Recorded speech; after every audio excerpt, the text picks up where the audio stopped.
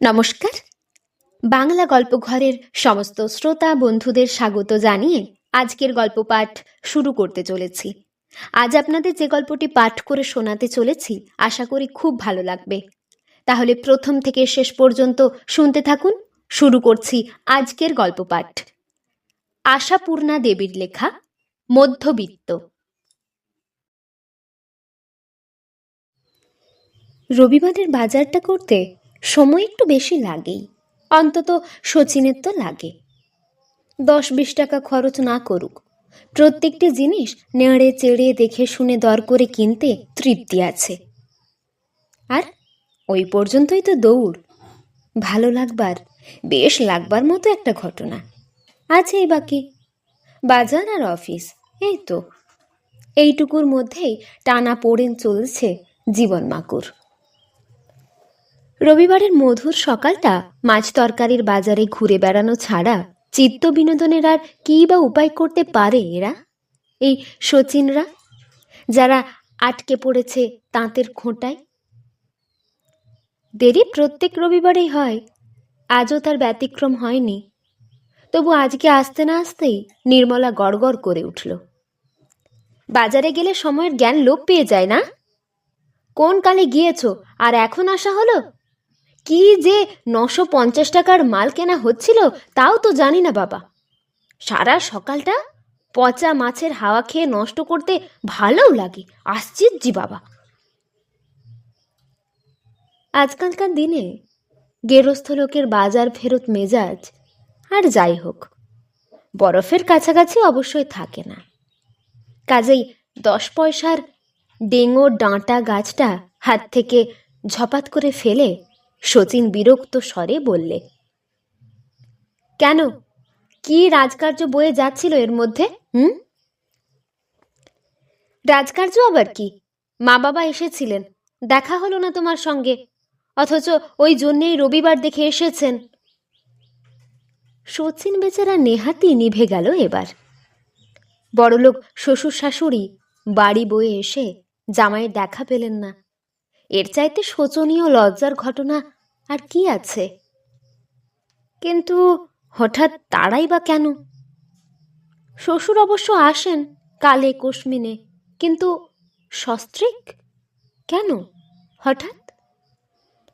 ধীরে সুস্থে হাতের থলিটা নামিয়ে একখানা তেলচিটে পাখা নিয়ে হাওয়া খেতে খেতে সেই প্রশ্নটাই করে শচীন। হঠাৎ ওরা সকালবেলা? শামুর বিয়ে। গম্ভীর উত্তর নির্মলার, যেন নিষ্প্রয়োজন কথা বলতে নেহাতি নারাজ সে। কিন্তু উৎসাহিত হয়ে উঠেছে শচীন, ব্যস্ত সুরে বলে, এ তাই নাকি? বলো কি, ভীষ্মদেবের পণ ভাঙল তাহলে? তাই তো দেখছি। তা তুমি এমন মিয়ে গেলে কেন? ভাবি ভাজের হিংসেই নাকি? শচীন রহস্যপ্রিয়, কথাটাকে সরস করে বলতেই সে ভালোবাসে, কিন্তু এর বেশি পারে না। পরিহাসের ভাষাটা তার এই রকমই স্থূল, বিষয়বস্তুগুলো এই ধরনেরই জোলো। কেনই বা হবে জড়ালো? শুধু বৃত্তটাই তো মধ্য নয় এদের, প্রত্যেকটি বিষয়ে যে এরা মাঝারি। বুদ্ধিতে উজ্জ্বল মার্জিত ভঙ্গির ভাষা আয়ত্ত করবে কোথা থেকে? সহকর্মীদের ছাড়িয়ে, পারিপার্শ্বিকতাকে ছাড়িয়ে? নির্মলা বঁটিটা টেনে এনে আলু ছাড়াতে ছাড়াতে বলে, হবে না কেন? বরাবরের হিংসুটে স্বভাব আমার, কে না জানে বলো তো? ব্যাপার কি? মেজাজ অত খাপ্পা কেন? আচ্ছা, আমি কি ছাই জানতাম ওরা আসবেন? জল টল খাওয়ানো হলো না একটু, সত্যি বড্ড ইয়ে হয়ে গেল। বাজার থেকে এসে শাক পাতা কচু কুমড়ো প্রত্যেকটি জিনিসের আলাদা আলাদা দাম উল্লেখ করে আলাদা আলাদা করে চমকে দেবার প্রাত্যহিক অভ্যাসটা বিস্তৃত হয়ে অতঃপর শ্যালকের বিবাহ আলোচনাতেই মন দেন শচীন। কবে বিয়ে? কোথায় বিয়ে? হঠাৎ মত পরিবর্তনের হেতু কি বাবুর? কোনে ডানাবিহীনা পরিসমাজভুক্ত কিনা, ইত্যাদি ইত্যাদি। সত্যি স্ফূর্তি লাগছে তার। আত্মীয় বন্ধুর বাড়ি উৎসব সমারোহ তো উঠেই গেছে আজকাল। নিতান্তই যারা কন্যা অথবা পুত্রদায় উদ্ধার হন, তারা বর্তমান পরিস্থিতি দেখানোর সঙ্গে সঙ্গে নিমন্ত্রিত আত্মীয়দের আর যে বস্তুটি দেখান, সেটির নাম হচ্ছে কদলী ফল। কাজেই উৎসবের আস্বাদ জীবন থেকে যেন মুছেই গেছে। কিন্তু এক্ষেত্রে পরিস্থিতিটা স্বতন্ত্র। একেই তো শ্বশুরবাড়ি বলে কথা। অতিথি নিয়ন্ত্রণ আইনের দোহাই পেড়ে জামাইদের আশা আটকানো, অতদূর এখনো গড়ায়নি বোধ হয় কোনোখানে। তাছাড়া শচীনের শ্বশুর একজন গণ্যমান্য ব্যক্তি, সংভরণ বিভাগের এমন একটি ভাগে তার অবস্থিতি যে পরিস্থিতির প্যাঁচ কাবু করতে পারবে না তাকে। তাই অবাধে মেয়ে জামাইকে বেশ দীর্ঘমেয়াদী নিমন্ত্রণ জানিয়ে গেছেন তারা। অতএব আশা করা যাচ্ছে কিছুটা মুখ বদলাতে পাওয়া যাবে 2-4 দিন। কিন্তু নির্মলার ভাবটা তেমন সুবিধের নয় কেন? একমাত্র ভাইয়ের বিয়ে, তার উপর আবার কত আরাধনার বিয়ে। ভাই বিয়ে করতে চায় না বলে তো দুঃখে মরে যেত এতদিন, অথচ বিয়েটা সত্যই হচ্ছে দেখে রেগেই গেছে সে। স্ত্রী জাতির যে অন্তবা ভার, এ কথা মিথ্যা নয়। অথচ শচীনের ইচ্ছে এই মুখরোচক আলোচনাটা বেশ কিছুক্ষণ চালায়।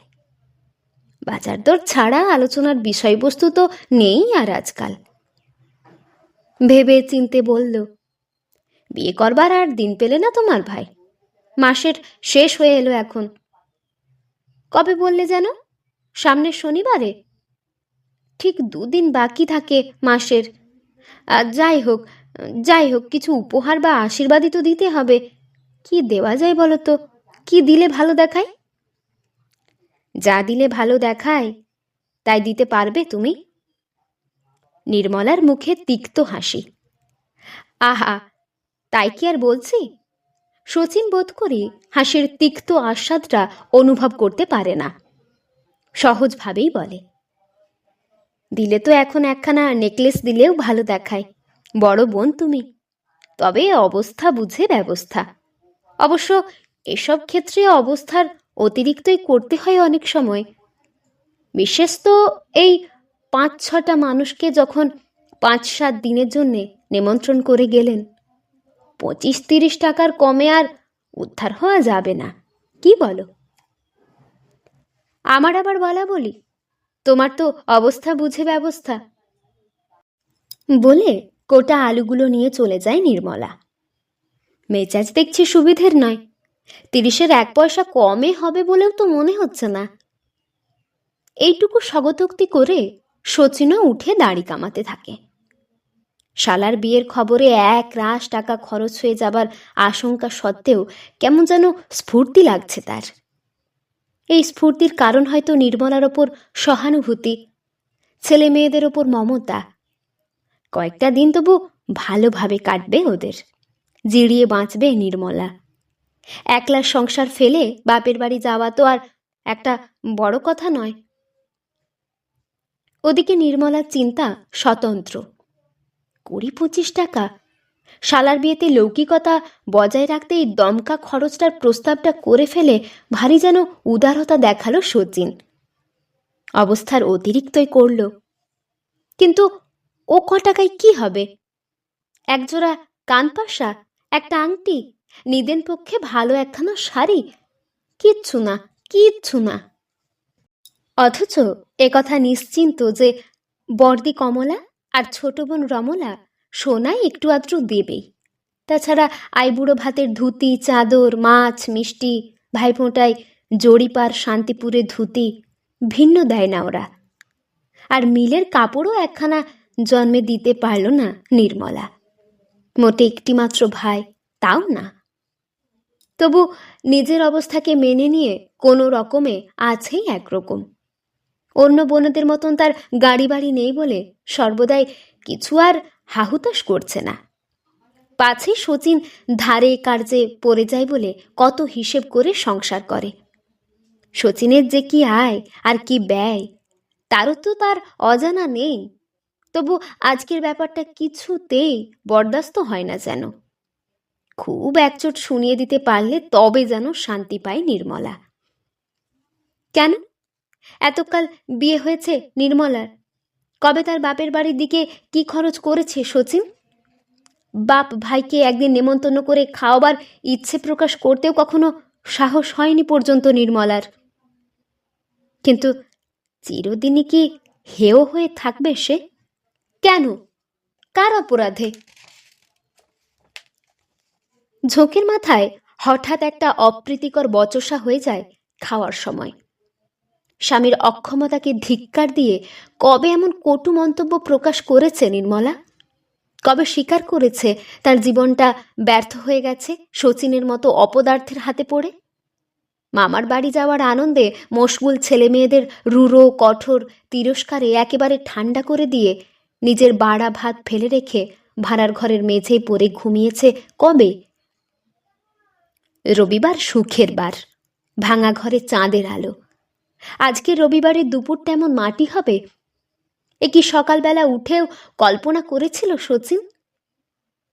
কে কুক্ষণে শ্বশুর শাশুড়ি এসেছিলেন নিমন্ত্রণ পত্র নিয়ে। সারা দুপুর কড়ি কাঠের দিকে তাকিয়ে তাকিয়ে টাকার স্বপ্ন দেখল শচীন। কোথায় টাকা পাওয়া যায়? কোথায়? এক মুঠো নয়, এক থলে টাকা, যাতে তার আহত পৌরুষে প্রতিষ্ঠিত করা যায় গৌরবের সিংহাসনে, যার থেকে গোছা গোছা নোট ফরফর করে উড়িয়ে দিতে পারা যায় নির্মলার দিকে। ভাইয়ের বিয়ের লৌকিকতা করতে, বড়লোক বাপের মুখ উজ্জ্বল করতে। কোথায় পাওয়া যায়? ভগবানের কাছে মাথা খুঁড়ে? শয়তানের কাছে আত্মবিক্রয় করে? না, কিছুই সম্ভব নয় শচীনের পক্ষে। ভয়ানক একটা কিছু নৈতিক অপরাধ করে বসবার মতো সাহসের অভাবই শুধু নয়, সুযোগেরও একান্ত অভাব। ট্রেন ডাকাতি, ব্যাংক লুট, এসব চিন্তা তো সুদূর পরা হতো। অফিসের তহবিল তৎস্বরূপের মতো সামান্য অপরাধ করবার সামর্থ্যই কি আছে? বিবেকটা প্রবল বলেই নয়, তহবিলের দূরত্বটাও বড় বেশি প্রবল তাদের চেয়ারের কাছ থেকে। অতএব দীর্ঘশ্বাস। এই একটি জায়গায় জিতে আছে মধ্যবিত্তরা। দীর্ঘশ্বাসের ওজনে ভারী হয়ে আছে সব বায়ের থেকে। হয়তো ফুটপাতে বসে যারা শীর্ণ আঙুল বাড়িয়ে ফ্যান চায় তাদের চাইতেও বেশি, কারণ চাইবার জন্য হাত বাড়াবার ক্ষমতা মধ্যবিত্তদের নেই। ক্ষমতা নেই শালার বিয়েকে অগ্রাহ্য করবার। মুশকিল নেই, দীর্ঘশ্বাস জিনিসটার ভারী আছে, ধার নেই। কড়িকাঠের দিকে তাকিয়ে তাকিয়ে ২-৪ হাজার নিঃশ্বাস ফেললেও একটা আধুলি পড়বে না তার থেকে। একসময় উঠে পড়ল শচীন। নির্মলা এখনো ভাড়ার ঘরে পড়ে ঘুমোচ্ছে। ছেলে মেয়ে তিনটে শুকনো মুখে বসে আছে গলির দিকে জানালায়। দেরাজির চাবিটা পড়ে রয়েছে তাকের ওপর। নিজের বিয়ের আংটিটা, এর বেশি তৎস্বরূপ করবার সাহস তো আর শচীনের নেই। অবশ্যই ভয়ানক একটা দামি কিছু নয়। তখন শচীনের বিয়ের আমলে নির্মলার বাবার গাড়ি ছিল না, ব্লাড প্রেসার ছিল না, নির্মলার মার ছিল না হার্টের অসুখ। কাজেই আংটিটা হিরে জড়োয়া কিছুই নয়, নিতান্তই একটা মামুলি পাথর বসানো সোনার আংটি। তবে সোনাই আছে অনেকখানি। ২৮ টাকা ভরি ছিল তখন সোনার। আধুনিক ডিজাইনের কানপাশা একজোড়া হবে এর থেকে, বাণী সমেতেই হয়ে যাবে। রাস্তায় বেরিয়ে আংটিটা একবার আঙুলে ঢুকিয়ে দেখল, আলগা হচ্ছে।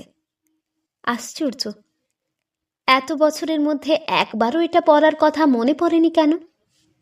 জিনিসটা আছে তাই কি মনে ছিল? আজকেই শুধু মনে পড়ল। কোথা থেকে টাকা পেয়েছে কে জানে। ছেলে মেয়েদের জন্য নতুন জামা কিনে এনেছে শচীন, কানপাশা কিনে এনেছে একজোড়া। বিনা বাক্যে নির্মলার কাছে ফেলে দিয়ে জিনিসগুলো বেরিয়ে গেছে সকালবেলা। ঘর বার করছে ছেলেরা, ছটফট করছে সকাল থেকে। মামার বিয়ে সবকিছুই হয়ে গেল হয়তো, মার যেন যাবার চেষ্টাই নেই। মুখাকৃতি দেখে প্রশ্ন করার সাহসও হয় না।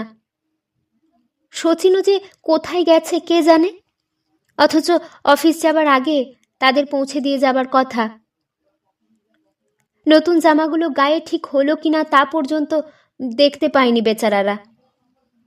আর্ট সিল্কের সেই জামা তিনটে আর কানপাশার কেসটা কোলে নিয়ে চুপচাপ বসে আছে নির্মলা গলির দিকের জানালায়। ডাকবার সাহস হচ্ছে না রানু, মনু, খোকার। মারি মুখ যেন ওদের অচেনা। কিন্তু নির্মলাই বা কি ভাবছে?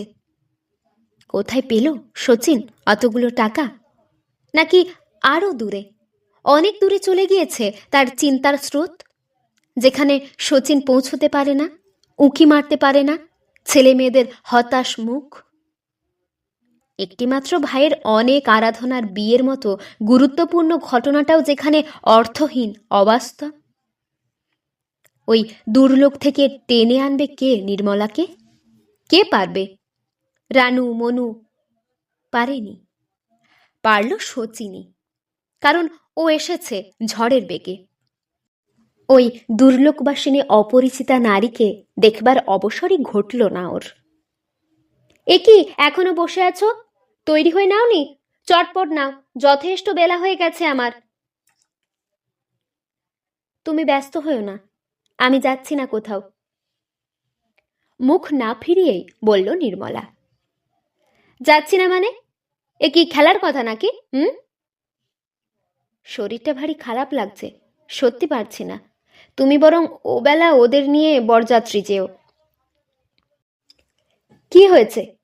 তুমি যাবে না আর আমি যাব নেমন্তন্ন?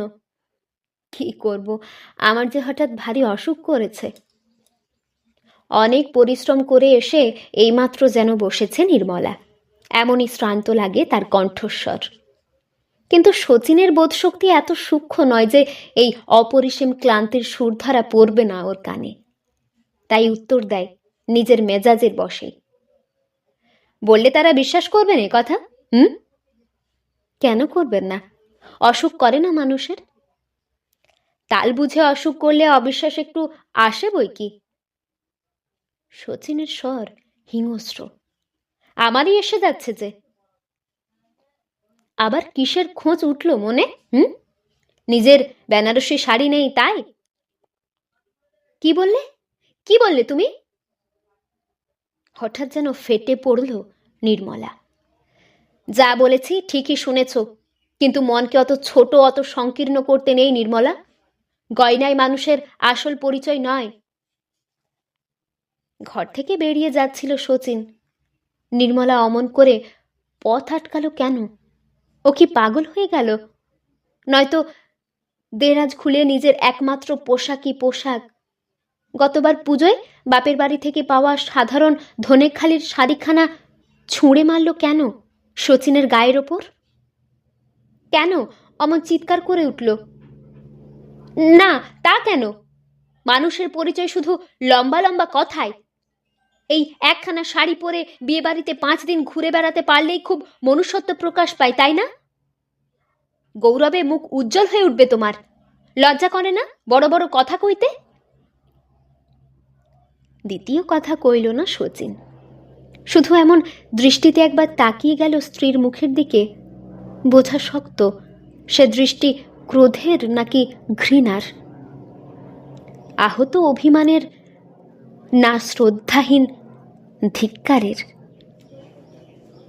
না, সত্যি বরদাস্ত করতে পারছে না শচীন নির্মলার এই জঘন্য মনোবৃত্তি। উপহার সামগ্রী ভালো দিতে না পারার যে ক্ষোভ, তার তবু মানে আছে, সহ্য করা যায় সে দুর্বলতা। কিন্তু 32 বছর বয়সে একখানা ভালো শাড়ির অভাবে একটিমাত্র ছোট ভাইয়ের বিয়েতে যেতে না পারার মতো মানসিক দৈন্য অসহ্য। দুর্বলতা নয়, দৈন্য নয়, এ হচ্ছে মানসিক ব্যাধি, কুৎসিত নোংরা ব্যাধি। কিন্তু সকাল থেকে কি শাড়ির চিন্তাই করছিল নির্মলা? শচীন আসার এক মুহূর্ত আগেও কি করেছিল? নির্মলার অজ্ঞাত অর্থ দিয়ে কেনা এই টিনের মতো পাতলা কানপাশা জোড়া 8 সিল্কের জামা 3টে সতীন যখন অগ্রাহ্য অবহেলার ভঙ্গিতে ওর কোলের ওপর ফেলে দিয়ে চলে গেল সকালবেলা, তারপর থেকে কি নিজের শাড়ির দুর্ভাবনাতেই এত ক্লান্ত হয়ে উঠেছিল সে? গলির সামনের ওই ইটবার করা বালি খসা দেওয়ালটার দিকে তাকিয়ে থাকতে থাকতে চিন্তা শক্তিটাই কি তার হারিয়ে যায়নি হঠাৎ? এতক্ষণ ধরে ও কি শুধু এই কথাই ভাবছিল না? ওর ঘরের একটি মাত্র যে জানালা, তার সামনে দাঁড়িয়ে আছে এই ইট বার করা দেওয়ালটা। কিন্তু দেয়ালটাকেও তো আমরা ধিক্কার দিতে পারি না। বছরের পর বছর ওতে শুধু জল আর ঝড় বয়ে যাচ্ছে, কোনোদিন তো পড়ছে না নতুন কোনো পলেস্তারা। এতক্ষণ শুনছিলেন আশাপূর্ণা দেবীর লেখা মধ্যবিত্ত গল্পটি। এই গল্পটি আপনাদের কেমন লাগলো তা আমাকে অবশ্যই কমেন্টের মাধ্যমে জানিয়ে দেবেন। যদি ভালো লাগে তাহলে লাইক এবং সাবস্ক্রাইব করে আমাদের পাশে অবশ্যই থাকবেন। আবার দেখা হবে পরের কোনো একটি গল্প নিয়ে। ততক্ষণ আপনারা ভালো থাকবেন, সুস্থ থাকবেন, সাবধানে থাকবেন। নমস্কার।